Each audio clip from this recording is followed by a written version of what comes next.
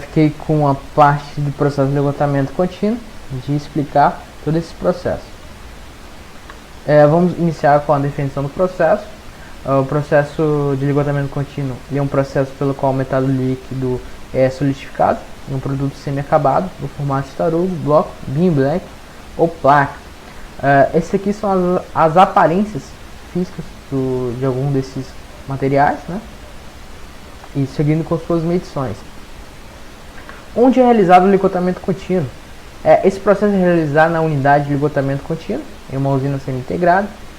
Vale ressaltar que essa planta deve ser devidamente projetada, né, que possa atender toda a demanda do processo, né, que todos os equipamentos sejam posicionados adequadamente, para que possa garantir essa transformação do aço do estado líquido para o estado sólido. Fazendo uma breve revisão aqui da saída do aço do refino secundário, do refino secundário, vale ressaltar que esse aço ele não vem 100% no seu teor puro, né, de ferro. Ele vem aí por volta de 98, alguma coisa. A justificativa é que alguns elementos são adicionados propositalmente, e esses elementos eles são adicionados com o objetivo de se obter algumas propriedades específicas ao aço de acordo com a necessidade. Por exemplo, nessa tabelinha aqui ao lado eu coloquei alguns principais elementos, como o manganês e o vanádio, né, que a sua adição ele aumenta a resistência do aço, como entre outros elementos aqui. Bem, dando outra revisão aqui, né, desse processo químico que ocorre durante o processo de ligotamento, temos que no estado líquido, né, os átomos estão pouco ligados, né, como mostra a imagem. Eles estão bem desorganizados, digamos assim, né. Então, consequentemente, a força de ligação são fracas, né, ocasionando uma baixíssima resistência à deformação. Mas quando o aço ele começa, né, a ter sua temperatura reduzida, quando começa o seu processo de solidificação, há um rearranjo, né, nessa estrutura cristalina, né. Esses átomos acabam ficando mais ligados, tendo maior força de ligação, ocasionando assim então uma alta resistência à deformação. Bem, o fluxograma do processo ele se baseia nessa imagem, né? Esse aqui são a relação de todos os equipamentos, que eu vou detalhar mais à frente. Inicialmente temos a panela, onde que é recebido o material proveniente da aciaria, o aço líquido. As características dessa panela, deste equipamento é a seguinte, né? É um vaso metálico revestido com material refratário, usado para transportar até as máquinas de ligotamento o aço líquido vazado pelos convertedores. Em relação ao modo de vazamento para o distribuidor, né, tem uma classificação: panela com bico, com tampão ou com válvula gaveta. Geralmente se utiliza muito a válvula gaveta, porque é uma válvula que ela te possibilita melhor vazão, porque nesse processo aqui tem a garantia de que você tem que assegurar máxima a capacidade térmica do aço, tendo o mínimo de perda. Esse aqui é o detalhamento da válvula aberta, né? Como eu tinha citado, se deseja ao máximo a manutenção da temperatura, de modo que não tenha perdas térmicas, ou seja, o tempo tem que ser mínimo, né? Que esse material esteja contido na panela. O menor tempo que puder permanecer ali é melhor para o processo.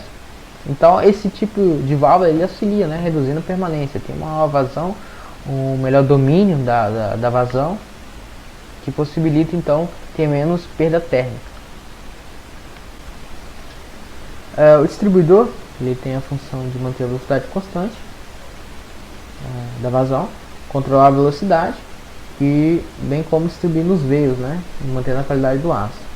Essa velocidade de vazão ela é controlada através de um tampão, por acionamento. Internamente os moldes são refrigerados pela passagem de água, pelo ralo ou fluxo, por água em alta pressão. Esse molde ele promove a refrigeração primária, dando a primeira forma ao produto, bem como a sustentação os veios nos estágios iniciais de esgotamento. Esses moldes, por serem equipamentos, materiais que vão trabalhar ali com calor, né, altas temperaturas, então tem a necessidade de ter uma boa condutividade térmica. Deste modo, utiliza-se geralmente as ligas de cobre e prata, né? Essa aqui é a aparência física deste equipamento, né?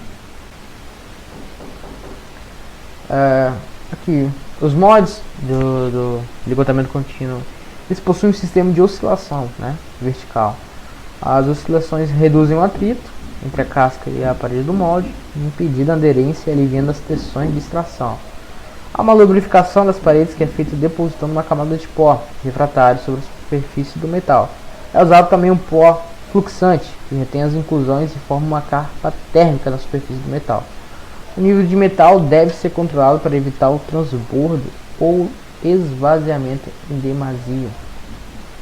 Aqui é todo o esquema do molde, né? Como ele é exposto. Partindo do molde, né? Recebe também o resfriamento secundário por bicos de jato, tipo spray. A finalidade é acelerar a solidificação do veio, evitando assim o seu rompimento. Essa zona de resfriamento é composta por rolos guias, né, que sustenta e guiam a secção ligotada. Esses bicos spray são projetados diretamente na face do tarougo. Essa zona ela é responsável por retirada do calor, né, e incide diretamente sobre a superfície do tarougo em solidificação. Assim sendo, o tarougo ele sai do molde com uma fina camada solidificada. A maior parte da solidificação se processa nessa zona, tendo grande influência na qualidade interna. Quais são os objetivos do resfriamento secundário? Os objetivos é promover a solidificação total do aço, antes de entrar na zona de endireitamento, ou também a extração do calor, ela deve ser homogênea em toda a largura do tarougo, com menos diferença possível de temperatura, né? A justificativa é que em temperaturas abaixo de 1100 graus, a capacidade de resistir à deformação é pouca, ocorrendo o trincamento. De 790 a 900 graus, né, tem pouca capacidade também, ocasionando trincas superficiais. Abaixo de 700, os esforços para endireitar são muito elevados, né, ocasionando muito desgaste elevado dos equipamentos para essa finalidade. Então o ideal é manter uma temperatura de 100 a 1100 graus, a 1100 graus, né? É uma temperatura adequada para o processo de deformação. A operação de endireitamento é executada através de rolos, denominados endireitadores, né? A sua função é puxar a barra, dando a força de tração, endireitando a deformação. Aqui temos a especificação de cada rolo, né? Os rolos superiores eles mantêm a centragem dos veios e impede que, em caso de uma parada de linha, o veio já enrijecido ele venha danificar as partes superiores dos bicos. Os rolos verticais ele mantém o alinhamento do veio no sentido lateral da máquina, mantendo a centragem do aço. E a barra falsa, a barra falsa, na verdade, ela cria um fundo falso no molde até que o mesmo seja preenchido de aço durante a abertura do veio. E após certo nível preenchido, a extração se inicia onde a barra tem a função de elevar o veio até as unidades de extração e desempenho. Após esse processo, vem um processo de desbaste e corte, né? Pode-se fazer esse corte usando a tesoura, o oxicorte. O oxicorte ele tem a vantagem de fornecer um melhor acabamento. E a tesoura ele tem uma manutenção mais demorada, né, e com maior custo.